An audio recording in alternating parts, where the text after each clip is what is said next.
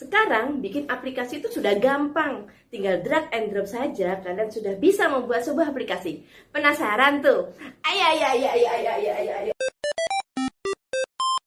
Nah, di video ini kita akan belajar dasar pemrograman menggunakan Delphi 12 Community. Delphi adalah salah satu tools pemrograman yang bisa kita gunakan untuk mengembangkan sebuah aplikasi Windows ataupun berbasis Android secara cepat dan mudah. Oke, halo semuanya dan selamat datang. Di sini kita bakal kupas tuntas pernyataan tadi. Kita akan lihat langsung gimana caranya membangun aplikasi pertama kita dari nol pakai Delphi. Tenang aja, kalau kalian masih pemula, ini dibuat khusus buat kalian kok. Yuk kita mulai petualangannya. Oke, langsung aja kita buktiin premis utama kita. Ngebangun aplikasi itu beneran gampang. Senjata kita hari ini adalah Delphi 12, yang emang dirancang biar prosesnya cepat dan efisien. Anggap aja kita lagi mau ngerakit sesuatu yang keren, dan Delphi ini kotak peralatan super canggih kita.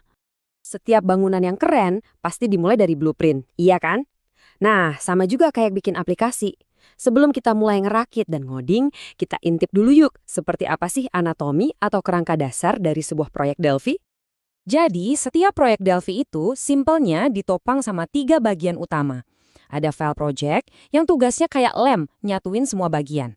Terus ada form, ini adalah wajah dari aplikasi kita, tempat kita desain tampilannya. Dan yang terakhir, unit.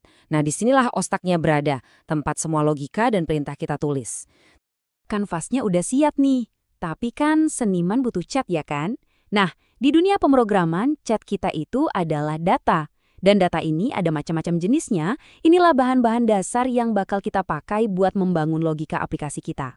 Coba deh bayangin, tipe data itu kayak kepingan Lego yang beda-beda. Kita punya integer buat angka utuh, kayak 1, 10, atau 100.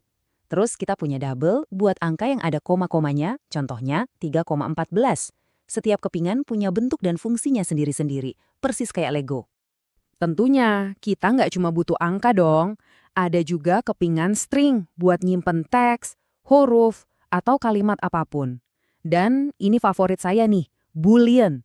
Ini kepingan paling simple, tapi jangan salah, ini powerful banget. Dia kayak saklar lampu, nilainya cuma bisa true atau false, nyala atau mati.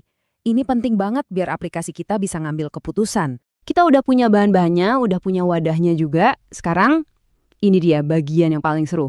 Kita bakal ngerakit semuanya jadi sesuatu yang bisa berinteraksi. Sesuatu yang benar-benar hidup.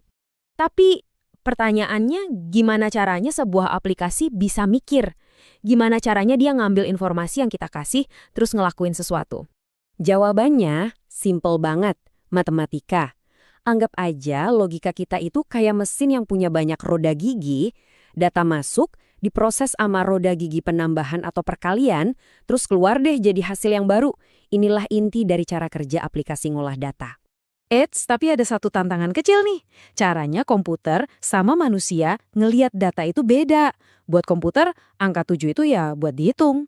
Tapi buat kita, itu kan cuma simbol, cuma tulisan di layar. Nah, komputer nggak bisa langsung ngejumlahin tulisan. Buat itulah kita butuh penerjemah. Di Delphi namanya typecasting. Fungsi kayak into string itu singkatan dari integer ke string. Itulah penerjemah kita. Dia ngambil hasil hitung-hitungan mesin, terus diubah jadi teks yang bisa kita baca di layar. Ini tuh jembatan super penting antara otaknya si aplikasi dan apa yang dilihat sama pengguna. Oke, aplikasi kita udah punya otak, tapi gimana cara kita nyalain otaknya itu? Kapan dia harus mikir? Nah, disinilah event handler main. Anggap aja ini kayak saklar di dinding. Kode kita itu bakal tidur aja sampai klik menggunakan nekan tombol. Aksi itulah yang nyalain saklarnya dan bikin kode kita langsung jalan. Perjalanannya gini, semua dimulai dari input, apa yang diketik sama pengguna. Aksi mereka jadi trigger atau pemicu. Terus CPU langsung kerja buat proses perhitungannya. Hasilnya kemudian perlu diterjemahkan dari bahasa mesin ke teks. Dan terakhir, muncullah output di layar. Sebuah alur yang simple dan elegan kan? Cukup teorinya. Yuk kita bikin sesuatu yang beneran. Kalkulator sederhana. Blueprintnya jelas banget. Kita butuh 2 kotak buat input angkanya, 1 tombol buat pemicunya, dan 1 tempat buat nampilin output hasilnya. Simple kan? Dan disinilah semuanya jadi satu. Data masuk sebagai teks dari pengguna, di belakang layar, kode kita mengubahnya jadi angka buat dihitung. Selesai dihitung, hasilnya diubah lagi jadi teks, baru dikirim balik ke layar. Nah, ini semua konsep yang tadi kita pelajari. Kerja bareng dengan harmonis. Keren!